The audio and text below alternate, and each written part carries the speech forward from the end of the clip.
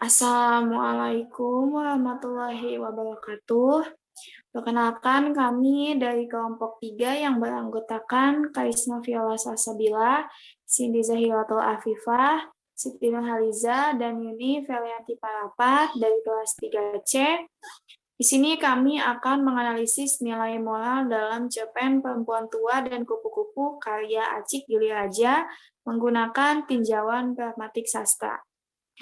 Untuk selanjutnya, bagian ringkasan akan dijelaskan oleh Karisma Viola Salsabila. Kepadanya dipersilakan.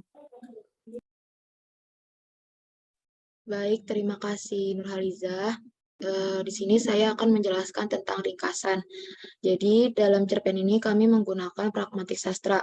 Pragmatik pada penelitian ini bertujuan untuk mempelajari dan membahas mengenai nilai moral dalam cerpen Perempuan Tua dan Kupu-Kupu. Objek penelitian ini adalah nilai moral yang ada pada cerpen tersebut.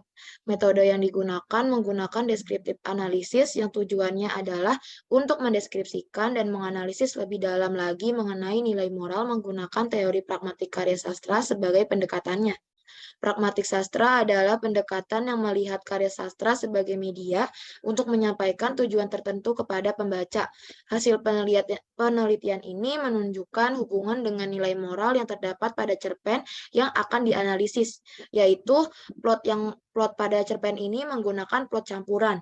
Latar yang dimunculkan dalam cerpen ini adalah rumah perempuan tua, rumah Rusmina, rumah Sulastri, dan rumah Rosuli. Sudut pandang pada cerpen ini yaitu menggunakan sudut pandang persona ketiga, yaitu dia. Penelitian ini akan dibahas mengenai nilai moral dalam cerpen tersebut. Cerpen Perempuan Tua dan Kupu-Kupu karya Acil Giri Raja merupakan salah satu cerpen yang ada di aplikasi sosial media maupun website yang bernama Kompas dan diterbitkan pada tanggal 9 April tahun 2022. Cerpen ini mengandung arti kebaikan, nilai moral, dan nilai sosial. Baik, saya akan kembalikan kepada Siti Nurhaliza. Baik, untuk selanjutnya ada bab 1. Untuk latar belakang akan dijelaskan oleh Cindy Zahilatul Afifah. Kepadanya dipersilakan. Baik, saya akan menjelaskan fungsi sastra. Fungsi sastra menurut Walek dan Warek tahun 1989. Fungsi utama sastra itu adalah kesetiaan pada sifat-sifatnya sendiri. Sedangkan fungsi yang menonjol yaitu karya sastra sebagai hiburan, serta karya sastra dapat juga memberikan nilai-nilai yang bermanfaat bagi masyarakat atau pembacanya. Fungsi karya sastra ada 5. Yang pertama, yaitu fungsi sebagai fungsi rekreatif yang memberikan hiburan bagi pembacanya. Selanjutnya,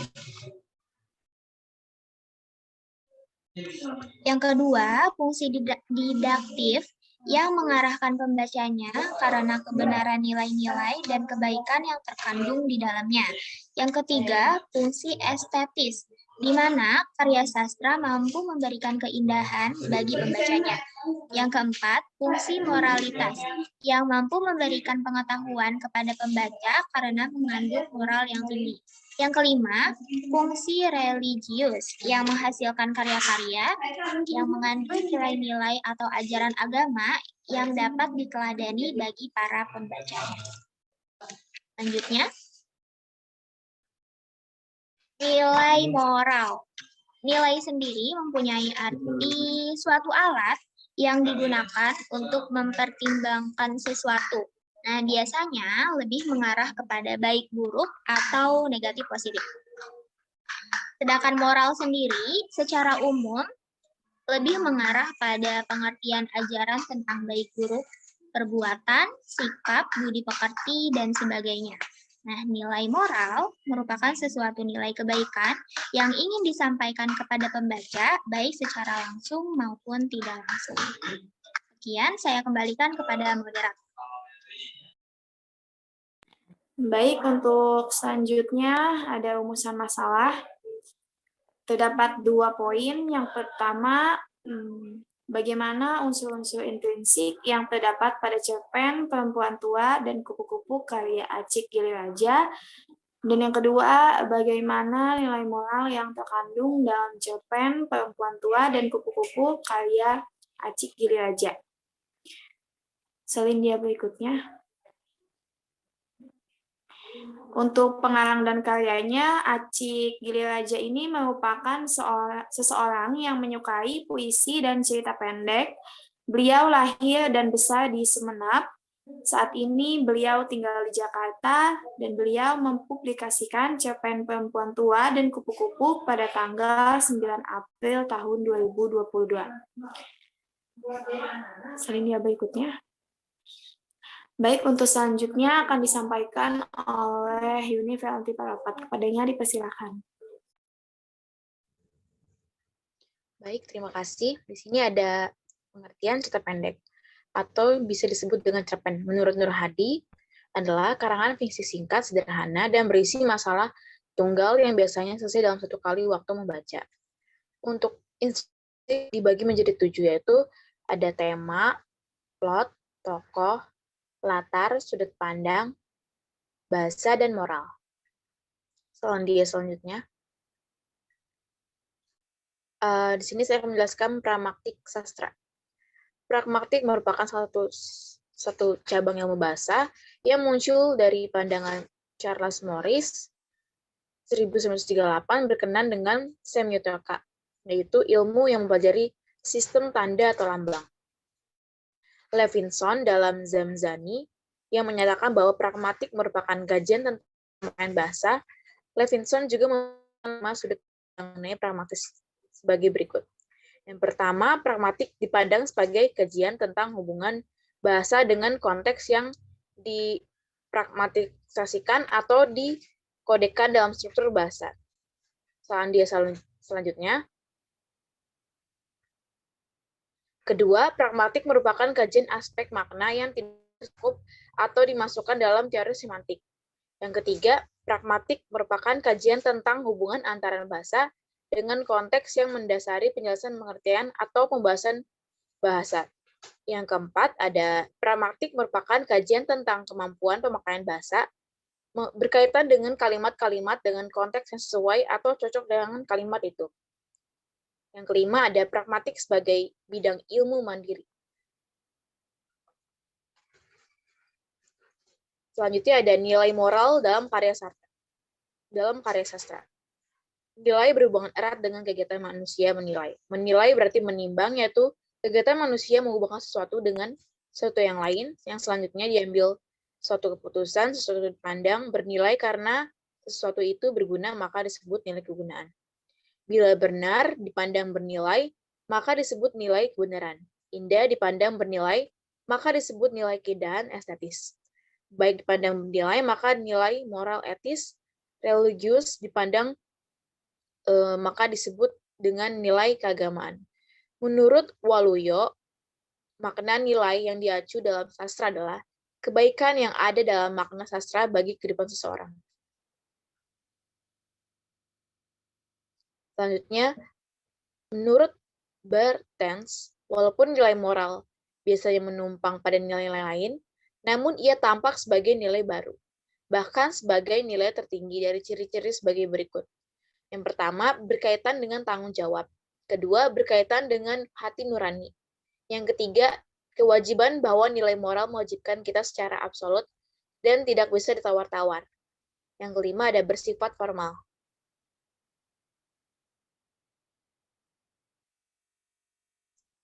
Baik, selanjutnya saya akan serahkan kepada moderator. Ya, baik. Untuk selanjutnya ada subjek dan objek penelitian yang akan dijelaskan oleh Karisma Viola Salsabila. Padanya dipersilakan. Baik, terima kasih moderator. Saya akan menjelaskan mengenai subjek dan objek penelitian. Jadi, cerpen Perempuan dan Kupu-Kupu karya Acil Gili Raja ini terbit di salah satu aplikasi media sosial bernama Kompas. Cerpen ini dipublikasikan pada tanggal 9 April tahun 2022. Cerpen ini mengisahkan seorang perempuan tua yang tidak bersuami dan tidak ditemani oleh anaknya. Suaminya meninggal karena penyakit jantung yang dideritanya, dan satu persatu anaknya pergi dan memilih tinggal bersama keluarga barunya. Dan suatu hari perempuan tua itu sedang berada di rumahnya bersama temannya yang bernama Sulastri. Perempuan tua itu merasa senang dan nyaman dan untuk berteman dengan Sulastri. Suatu hari, perempuan tua itu pergi ke rumah Rosuli untuk memesan sebuah nisan. Ia juga memberikan KTP kepada temannya untuk disimpan dan akan dipakai untuk nisannya nanti. Perempuan tua itu dan juga meminta dirias wajahnya ketika ia sudah meninggal. Rumina datang ke rumah perempuan tua itu dan menemukannya sedang terbaring di ruang tengah. Rumina memanggil perawat dan memeriksa keadaan perempuan tua itu. Perempuan tua itu sudah mempunyai firasat bahwa umurnya tidak lama lagi. Di kemudian hari juga tetangga pada datang untuk menjenguk dan mereka mengira perempuan tua itu sudah pulih dari sakitnya. Padahal perempuan tua itu sekarat tanpa seorang pun yang mengetahuinya.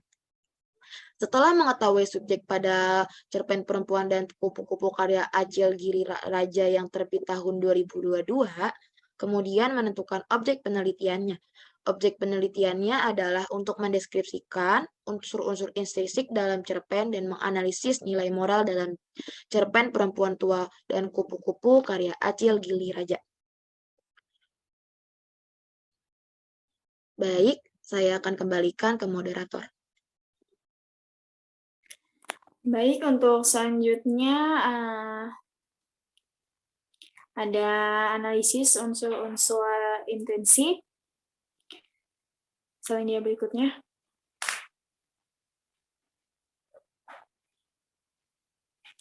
Yang pertama ada sinopsis dari cerpen tersebut. Akan saya bacakan. Suatu hari hiduplah seorang perempuan tua tanpa suami. Tak ada anak-anak yang menemani perempuan tua itu. Suami perempuan tua sudah meninggal karena penyakit lambung 10 tahun yang lalu. Ketiga anaknya meninggalkan rumah satu persatu, membangun keluarga baru. Beberapa hari yang lalu, perempuan tua itu jalan-jalan di sekitar rumahnya. Saat dia berada di rumah temannya yang bernama Sulastri, mereka tertawa-tawa. Teman perempuan tua itu juga suka bercanda. Perempuan itu nyaman dekat dengan Sulastri dan sangat akrab. Teman mainnya waktu kanak-kanak. Setelah dari rumah Sulastri, perempuan tua itu pergi ke rumah Rasuli.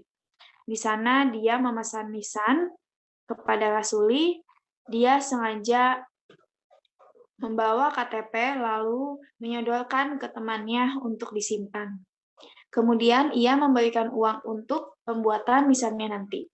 Setelah itu dia pergi ke rumah Lismina di rumah perias mayat. Perempuan tua itu meminta untuk mukanya dirias oleh Lismina saat ia meninggal nanti. Selanjutnya berikutnya. Sepulangnya dari jalan-jalan, perempuan tua itu sakit dan merasa kedinginan. Ia terbaring di ruang tengah. Beberapa saat kemudian, Rumina datang membawa sepiring nasi.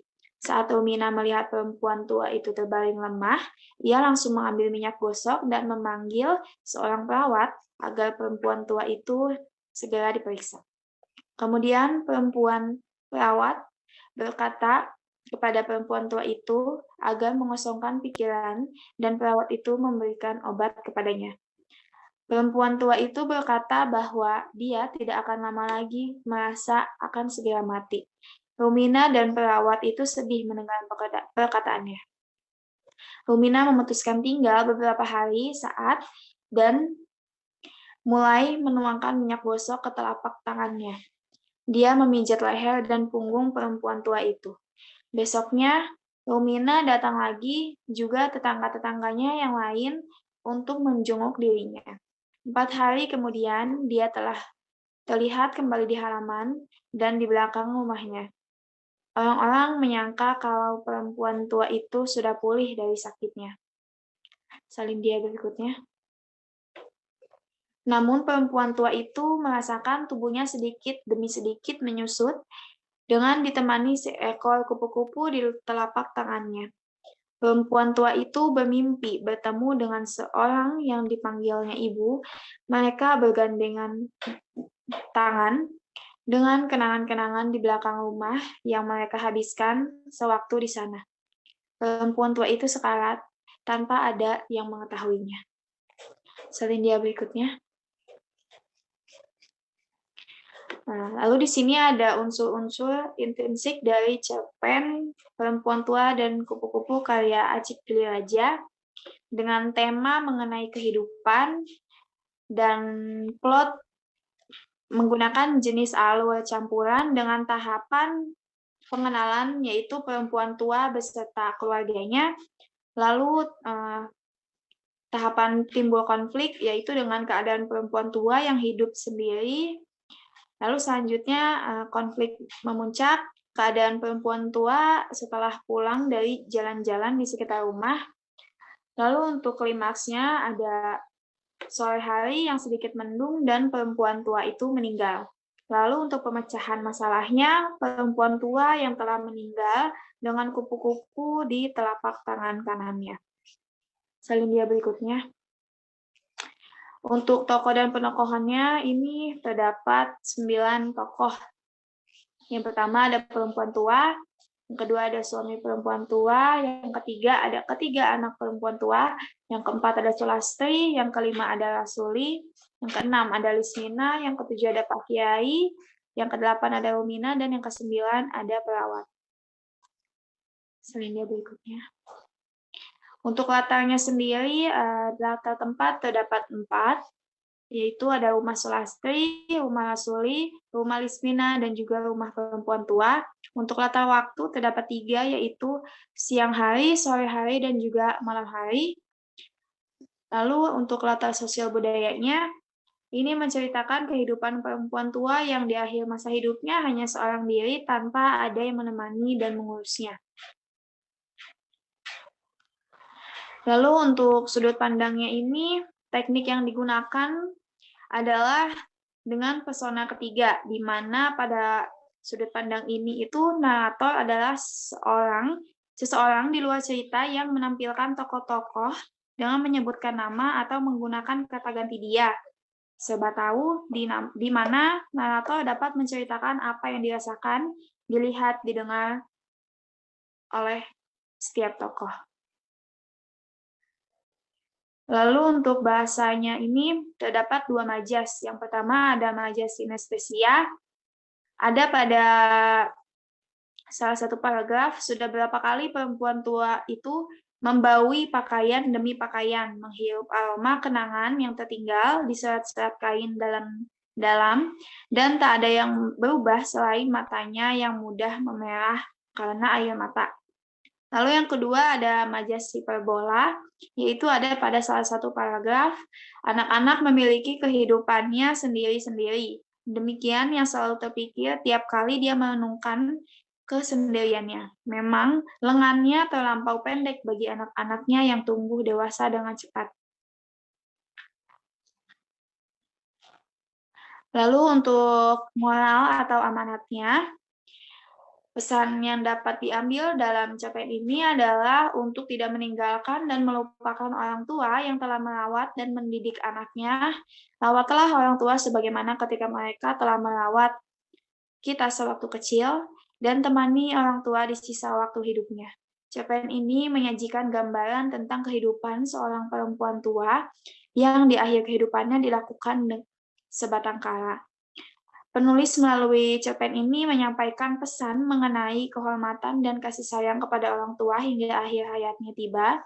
Meski sudah memiliki keluarga yang baru, tetapi janganlah pernah melupakan kehadiran orang tua yang telah merawat anaknya.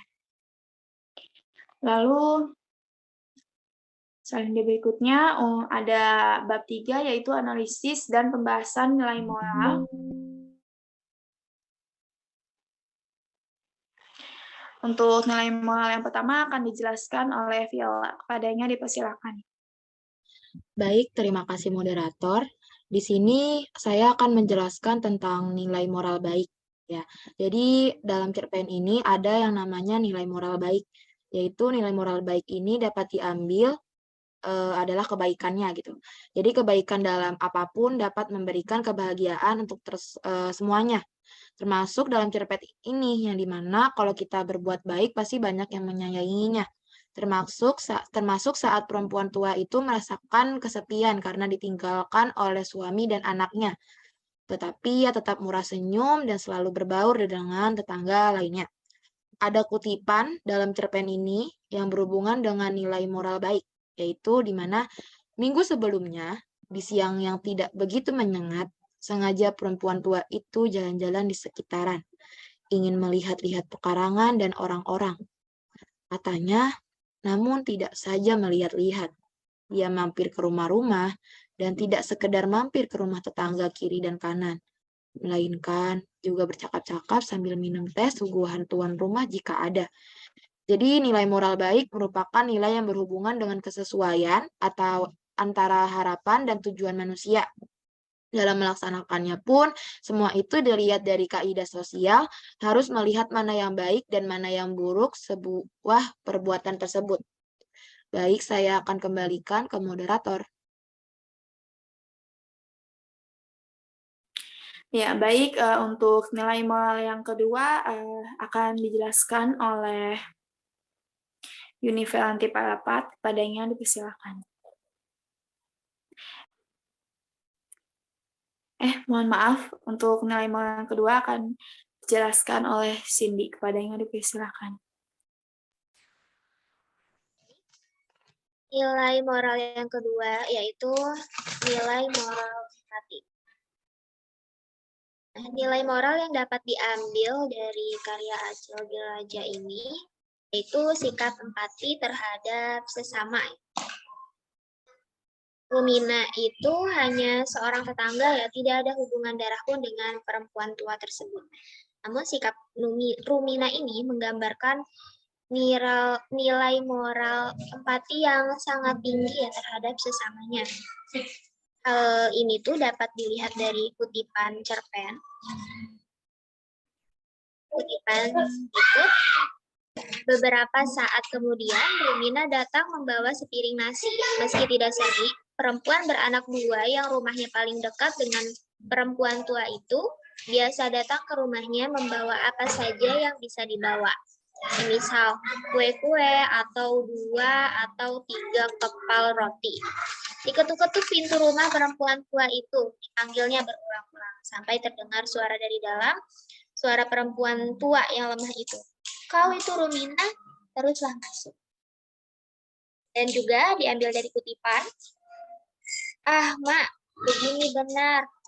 Ku ambilkan minyak gosok dulu ya mak, kau tetaplah berbalik. Empati adalah kemampuan untuk memahami apa yang dirasakan oleh orang lain, melihat sesuatu dari sudut pandang orang lain, dan juga membayangkan diri sendiri berada di posisi orang tersebut. Dan kutipan di atas menunjukkan bahwa di dalam cerpen ini terdapat nilai moral empati Rumina terhadap perempuan tua melalui tindakan-tindakan yang telah diceritakan oleh penulis di dalam cerpen tersebut. Dan saya kembalikan kepada moderator.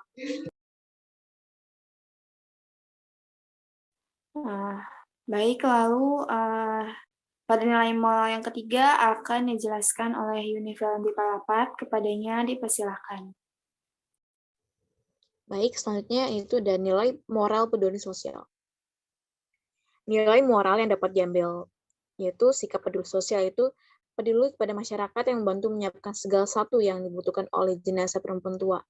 Hal ini dapat dibuktikan oleh kutipan cerpen yaitu sudah berapa lama dia terbujur tanpa nyawa, pagi harinya seorang kiai setempat yang biasa ditunjuk menyampaikan bela sungkawa dan sedikit khotbah di atas kuburan bertanya-tanya pada diri sendiri di rumah duka.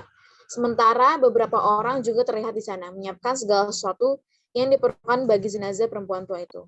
Nilai moral peduli sosial adalah sikap dan tindakan yang selalu ingin memberi bantuan pada orang lain dan masyarakat yang membutuhkan. Dari sinilah kepedulian sosial menuntut kepada setiap individu agar mampu memperhatikan lingkungan tempat tinggalnya atau masyarakat. Dari kutipan di atas menunjukkan bahwa di dalam cerpen ini terdapat nilai moral peduli sosial yaitu peduli kepada masyarakat, kiai, dan orang-orang setempat ikut membantu dan mengurus jenazah dari perempuan tua agar bisa dimakamkan secara layak. Selanjutnya saya akan serahkan kepada moderator. Ya, baik. Untuk bab berikutnya yaitu kesimpulan. Saya akan bacakan kesimpulan dari analisis ini. Cerpen Perempuan Tua dan Kupu-Kupu memiliki tokoh perempuan tua, Sulastri, Rasuli, Lismina, Perawat, Pak Kiai. Lalu latar tempat pada cerpen ini ada rumah perempuan tua, rumah Sulastri, rumah Rasuli, dan rumah Lismina.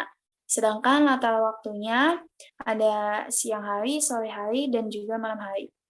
Untuk latar sosial budayanya, menceritakan kehidupan seorang perempuan tua yang di akhir masa hidupnya hanya seorang diri tanpa ada yang menemani dan mengurusnya.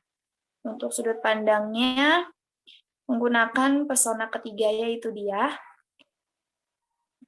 Hasil simpulan berikutnya mengenai pesan moral yang sudah dianalisis menggunakan teori pragmatik sastra. Yang pertama ada nilai moral baik.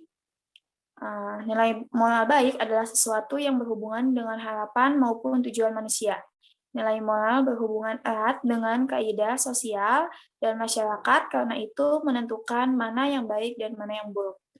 Lalu yang kedua ada nilai moral empati, yaitu mempunyai kemampuan untuk memahami apa yang dirasakan orang lain, melihat sesuatu dari sudut pandang orang lain, dan juga membayangkan diri sendiri berada di posisi orang tersebut.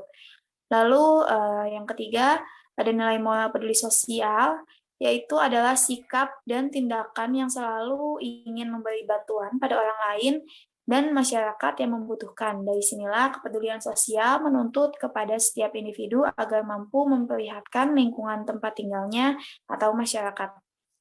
Baik, sekian presentasi dari kelompok kami. Mohon maaf bila ada kekurangan. Wabillahi taufiq wal hidayah. Wassalamualaikum warahmatullahi wabarakatuh.